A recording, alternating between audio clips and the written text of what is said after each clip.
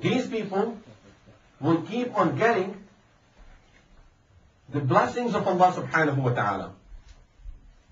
Allah will open the doors of His blessings for these people. Number two, they will keep on receiving the mercy of Allah subhanahu wa ta'ala. Blessing and mercy. Number three, وَأُولَٰئِكَ هُمُ الْمُهْتَدُونَ. These are the rightly guided people. They keep on getting the hidayah from Allah subhanahu wa ta'ala.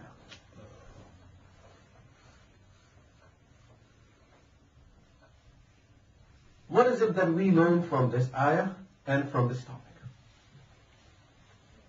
The thing that we need to remind ourselves, most of us are not having time for the deen of Allah, for turning towards Allah subhanahu wa ta'ala. No time to recite Quran. No time to perform our fara'id. No time to get up for Salat al-Tahajjud.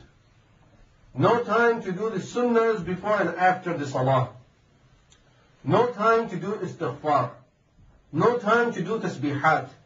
No time to attend the jama'ah in the masajid. No time to sit with our children and teach them the book of Allah and the deen of Allah subhanahu wa ta'ala.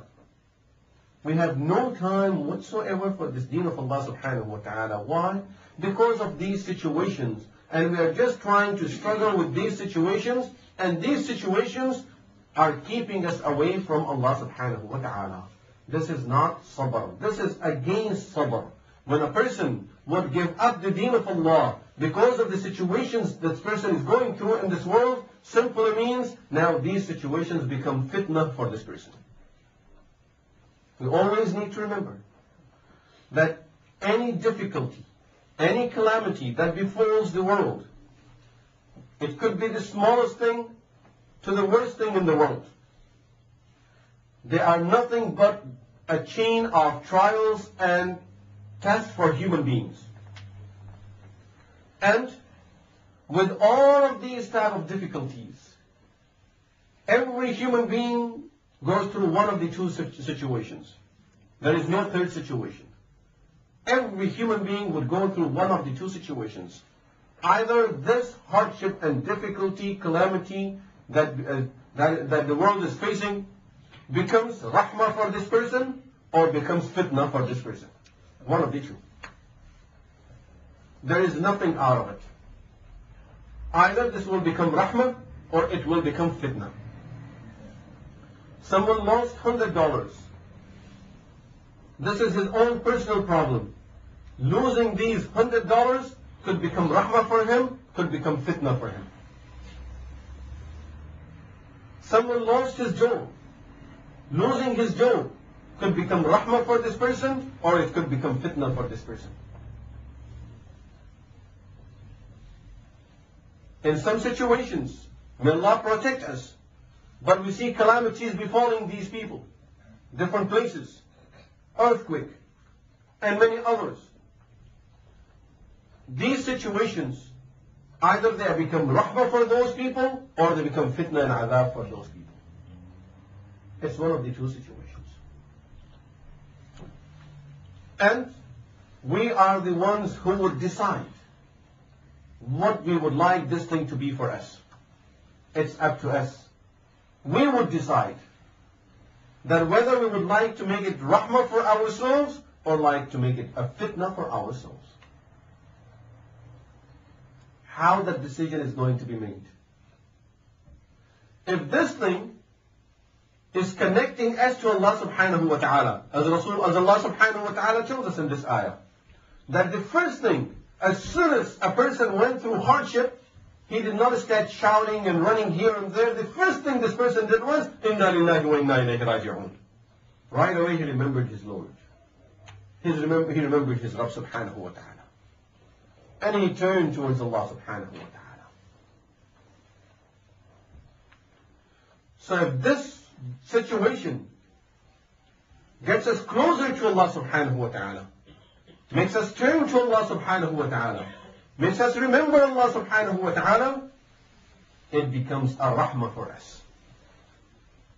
And if the very same situation makes the person turn away from Allah wal-iyadhu billah, he is cursing at everyone, he's shouting and crying, and is trying to run here and there to correct his situation, does not remember Allah subhanahu wa ta'ala.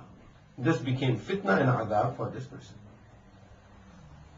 And it could be a situation in a family. 4 people in the family. 3 people are making that situation to be rahmah for them, and one of them is turning that situation, the very same situation, is turning it to be adab and fitna for himself. إِنَّمَا أَمْوَالُكُمْ وَأَوْلَادُكُمْ fitna. Your wealth and your children are fitna.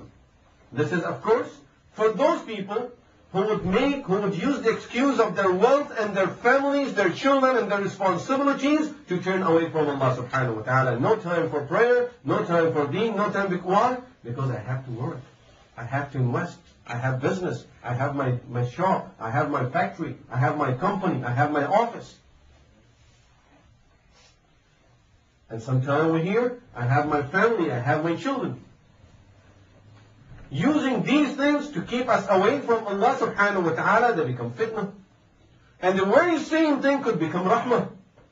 If we use the very same thing, our wealth, our families, our situation, we use it for turning to Allah subhanahu wa ta'ala, for repenting to Allah subhanahu wa ta'ala, the very same thing becomes rahmah for some people. For some it's rahmah, for some it's fitna. It's our decision. What we use these things for.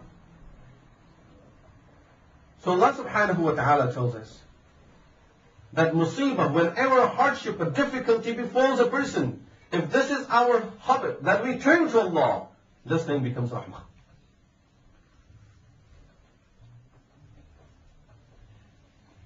And we need to remember, there isn't any person in the world who could say that I never have to go through hardships in my life.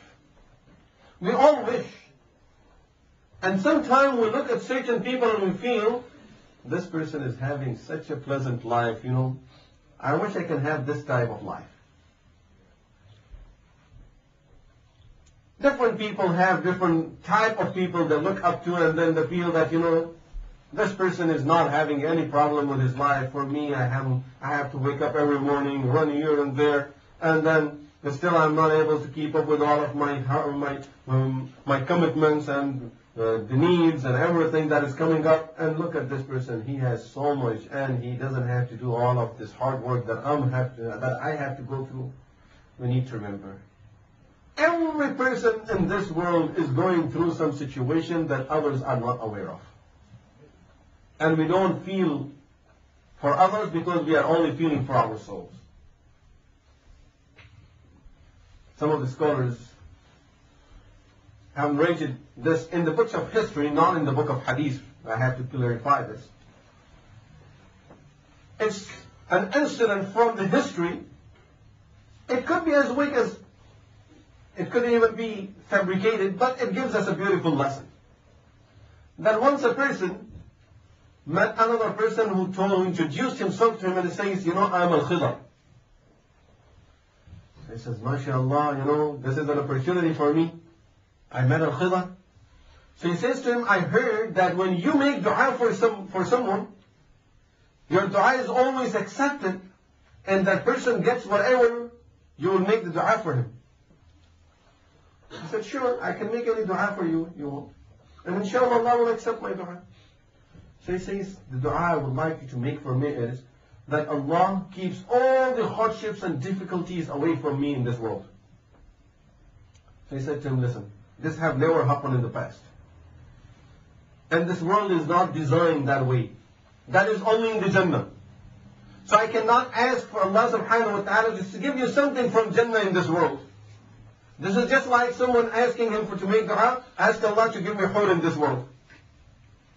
No, that's not happening. That's only in Jannah. Here you have to live with whatever you have. So, he says, that dua I cannot make. So he kept on begging him and said, let me give you a choice here. The best thing is, go out, look for a person that you feel is very satisfied with his life, living a very comfortable life, peaceful life. And then if you ask me to make dua for you, for Allah to make you like that person, I'll do that. He said, yeah, that's good. That's fine. I'll do that.